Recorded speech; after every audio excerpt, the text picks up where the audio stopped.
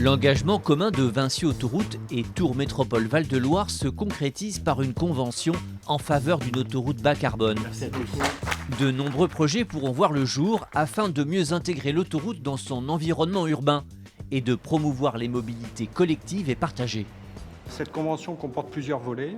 Il y a un premier volet de mesures pour lutter contre l'autosolisme et favoriser le transport en commun, avec par exemple l'installation de parcs d'échange multimodaux ou de parkings de covoiturage. Et il y a un volet sur l'amélioration de l'accessibilité à la métropole de Tours avec un nouvel échangeur du côté de Roche-Pinard. Et enfin, il y a un volet sur l'intégration environnementale et paysagère de l'autoroute A10 dans ce secteur évidemment très dense. Ces trois volets, nous les avons co-construits avec les acteurs du territoire depuis plusieurs années.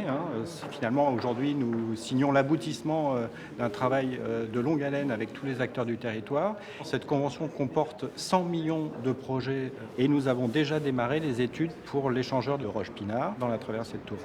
L'objectif de l'échangeur de Roche-Pinard, c'est de favoriser l'utilisation de l'autoroute pour délester le réseau local et permettre aussi les échanges multimodaux avec le tramway ou les lignes de car express.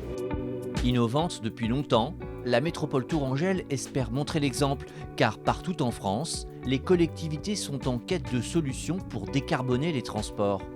L'enjeu de la décarbonation des transports est très prégnant dans les métropoles, où on a des problèmes de fluidité, des problèmes de pollution, des problèmes de bruit.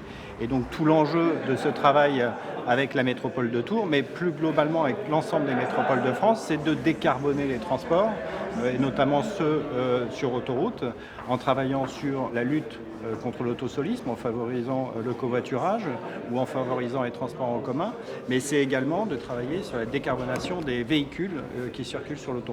Je crois qu'en fait, cette convention bas carbone, c'est l'illustration que l'autoroute doit s'intégrer dans un système de mobilité plus global, que ce soit les usagers de la route, mais également les usagers des transports en commun, du tram ou voire même des vélos. Et finalement, ici, l'autoroute A10 est bien cette illustration qu'elle peut être interconnectée avec l'ensemble des modes de transport.